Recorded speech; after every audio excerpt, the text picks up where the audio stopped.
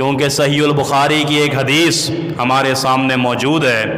نبی رحمت صلی اللہ علیہ وآلہ وسلم نماز سے پہلے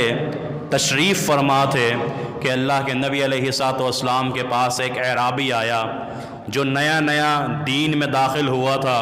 نیا نیا مسلمان ہوا تھا۔ اس نے آ کر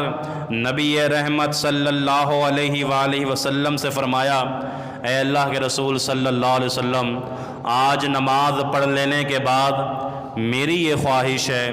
میری یہ آرزو ہے کہ میں نماز کے بعد کھڑا ہو کر تھوڑا سا درس دے دوں، تھوڑی سی تقریر کر لوں، لوگوں کو نصیحت کر لوں۔ نبی رحمت صلی اللہ علیہ وسلم نے نماز پڑھائی۔ نماز پڑھانے کے بعد اللہ کے نبی علیہ الصلوۃ والسلام نے اپنے صحابہ کو مخاطب کر کے ارشاد فرمایا، میرے صحابہ، یہ تمہارا دینی بھائی ہے، نیا نیا اسلام میں داخل ہوا ہے، مسلمان ہوا ہے، تبلیغ کا جذبہ ہے، دعوت کا شوق ہے، آپ کے سامنے کھڑے ہو کر کچھ نصیحتیں کرنا چاہتا ہے۔ حدیث میں آتا ہے وہ اعرابی کھڑا ہوا اور اس نے نبی رحمت صلی اللہ علیہ وسلم کے سامنے اور صحابہ کرام کے سامنے نصیحت کرنا شروع کری۔ حدیث میں آتا ہے حمد و صلات کے بعد اس نے ایک جملہ کہا، اس نے کہا، لوگوں، اللہ اور اس کے رسول کی اطاعت کرو، تابع داری کرو، اللہ رب العالمین تمہیں کامیابی عطا فرما دے گا۔ اللہ اور اس کے رسول کی تابع داری کرو، اللہ رب العالمین تمہیں کامیابی عطا فرما دے گا، کامرانی عطا فرما دے گا۔ دوسرا جملہ جب اس نے کہا، ان دونوں کی مخالفت کر کے اپنے آپ کو ناکام اور نامراد نہ بناؤ، ان دونوں کی مخالفت کر کے اپنے آپ کو ذلیل و خوار نہ کرو۔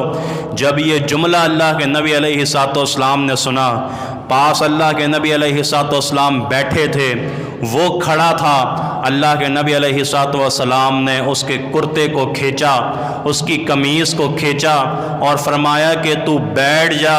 تو اچھا مقرر نہیں ہے، تو اچھا خطیب نہیں ہے، تو برا مقرر ہے، برا خطیب ہے۔ صحابہ کرام کو بھی تعجب ہوا کہ اس نے جملے تو صحیح ادا کیے، اس نے کہا کہ اللہ اور اس کے رسول کی تابع داری کرو تو تم کامیاب ہو جاؤ گے، ان دونوں کی مخالفت نہ کرو تم ناکام ہو جاؤ گے۔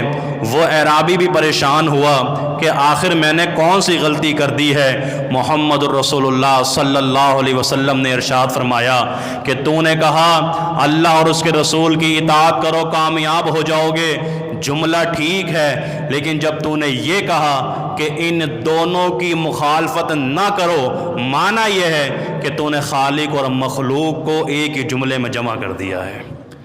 تو نے خالق اور مخلوق کو ایک ہی جملے میں جمع کر دیا، تو نے اللہ اور اس کے رسول کو ایک ہی جملے میں جمع کر دیا۔ تو نصیحت کر رہا ہے، تو درس دے رہا ہے، تو تقریر کر رہا ہے، تو واعظ کر رہا ہے، اور تجھے یہ بھی نہیں معلوم کہ خالق الگ ہوتا ہے، مخلوق الگ ہوتی ہے۔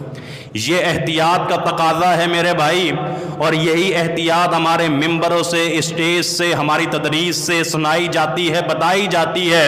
کہ اگر تبلیغ کرنی ہے، دین کی دعوت دینی ہے، اللہ کی طرف بلانا ہے تو اپنی مرضی، اپنی رائے، اپنے مشورے سے نہیں بلانا، بلکہ قرآن و حدیث کے ذریعے بلانا ہے۔